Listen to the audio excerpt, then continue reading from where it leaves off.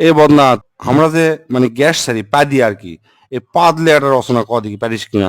পাকস্থলীতে লুকিয়ে থাকা বায়ু বা বাতাস বিশেষ প্রক্রিয়ায় বায়ুপথে নির্গত হওয়াকে পাদ বলে। পাদ হচ্ছে মানব জাতির অতীব জরুরি একটা পন্থা। পৃথিবীর ইতিহাসে আজ পর্যন্ত কোনো বাপের বেটা বা বেটি নাই যে তাই পাদেনি। পাদ সবাই মারে। যুক্তরাষ্ট্রের প্রেসিডেন্ট থেকে শুরু করে রানী এলিজাবেথ, বিখ্যাত নায়িকা শাহরুখ খান, সালমান খান, টম ক্রুজ থেকে শুরু করে সোগলি, অ্যাঞ্জেলিনা জোলি, কি কমো সোগলি পাদ দেয়। বিশেষজ্ঞদের মতে পাদ চার প্রকার। এক নম্বর হচ্ছে ঠাসপাদ, আর হচ্ছে ফুসপাদ, আর হচ্ছে কুইয়াপাদ, আর ঝোলপাদ।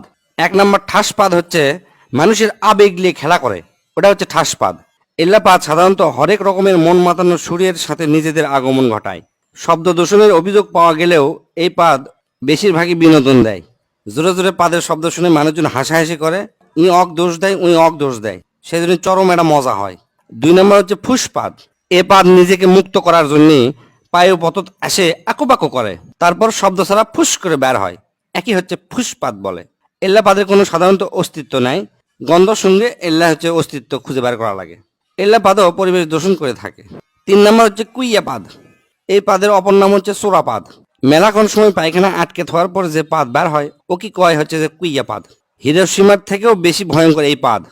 মানুষের ভিড়ের মধ্যে যদি এই পাদ বের হয় আর যদি বুঝবার পারে কে মারছে, তাহলে মনে করেন যে ওই লোকের সেই খবর হয়ে যাবে। আর এই পাদ যদি কড়াইত ভাজা হয় তাহলে মোটামুটি কেজি খানিক গু বাড়াবে।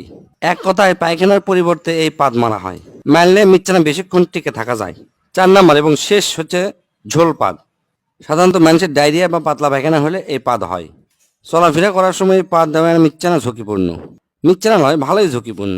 রিক্স নিয়ে পুক করে পাদ মারবেন, মনে হবে যে পাদই মারমো, কিন্তু তা নয়, পাদের সাথে ঝোল বের হয়া প্যান্ট ট্যান সব হলুদ হয়ে যাবে।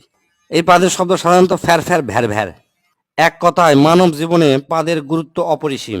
পাদ যদি মানুষ না দিবার পারল নি, তাহলে মানুষের পেটের মধ্যে মিথেন গ্যাস জমা হয়ে গেল নি, এক সময় মানুষ মহাশূন্যে উড়ে চলে গেল হয়নি।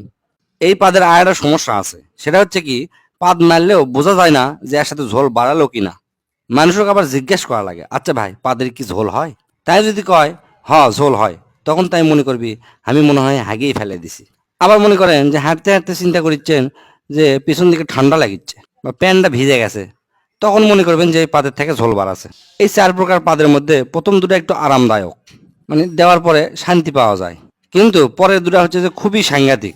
তাই যাই যেটি থাকেন বুঝে শুনে পাতবেন, পাতলে পেট ক্লিয়ার হয়, পেটের গ্যাস বের হয়ে যায়, খুবই আরামদায়ক একটা জিনিস। আর চার নাম্বার হচ্ছে ঝোল পাত দেওয়ার আগেই ডাক্তারের সাথে যোগাযোগ করবেন যেন ঝোল পাতটা না বের হয়। স্যার কেঙ্কা হচ্ছে? তুই তো আমাকে চোদ্দা মানে ফেলে দিল রে। তুই আমাকে এত সুন্দর করে বুঝে দিব আমি ধারণাও করবার পারিনি।